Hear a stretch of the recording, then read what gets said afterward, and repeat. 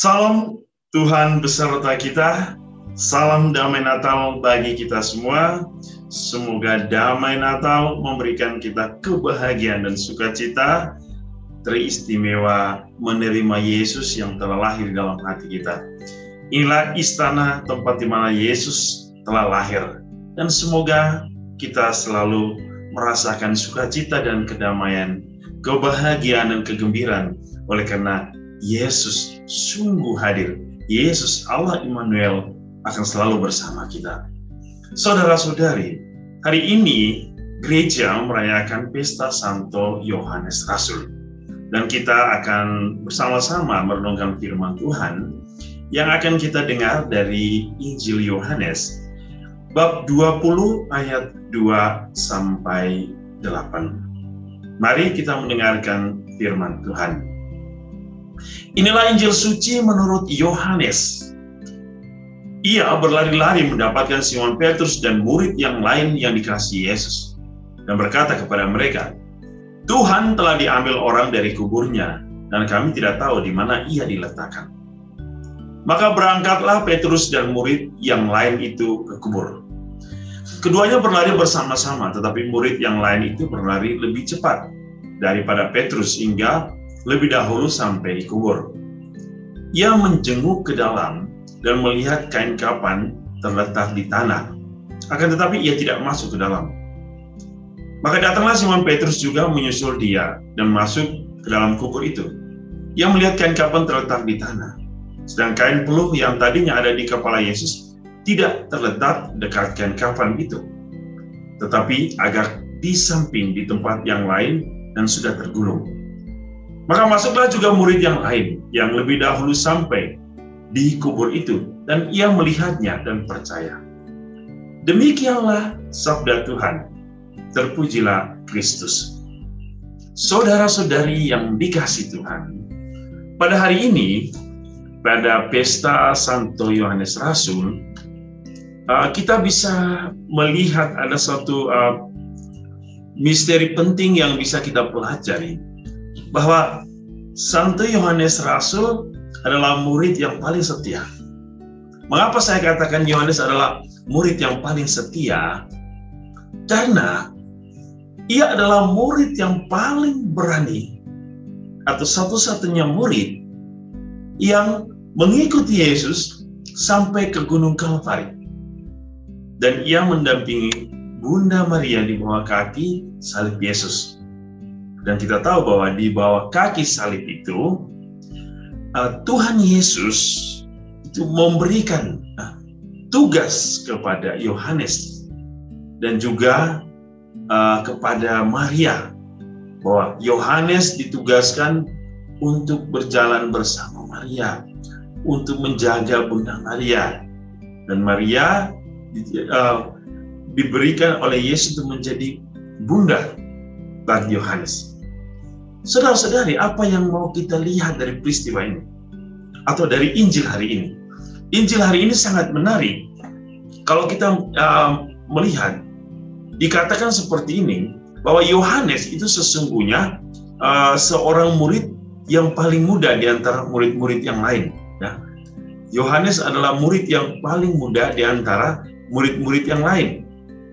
Injil hari ini memberikan ke saya suatu penilaian yang luar biasa tentang Yohanes.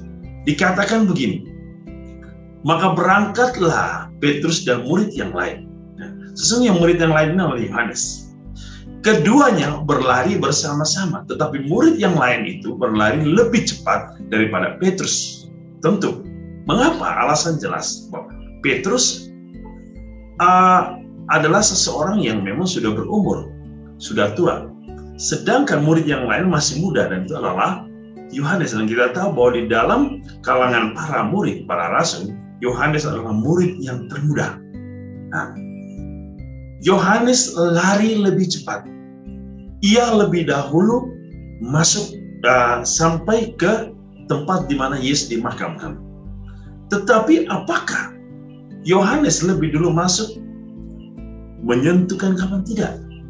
Dikatakan bahwa ia menjenguk ke dalam dan melihat kain kafan, tetapi ia tidak masuk ke dalam.